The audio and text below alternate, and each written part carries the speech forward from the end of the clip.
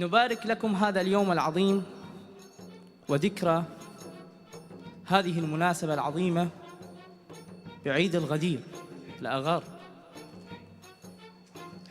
عيد المحبة والقيم والأخلاق. هو اليوم الذي جاء فيه النبي صلى الله عليه وآله بحجة الوداع، وهو موقع رجع من حجة الوداع وهي آخر حجة إليه، ووصل إلى موقع بين مكة والمدينة، ويسمى هذا الموقع بغدير خم. فقام خطيبا في غدير خم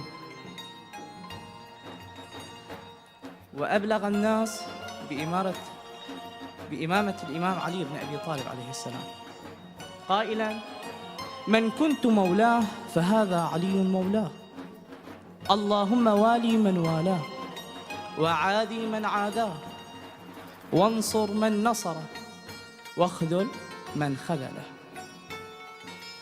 البعض قال: بخ بخ لك يا علي، أصبحت أميرا علينا.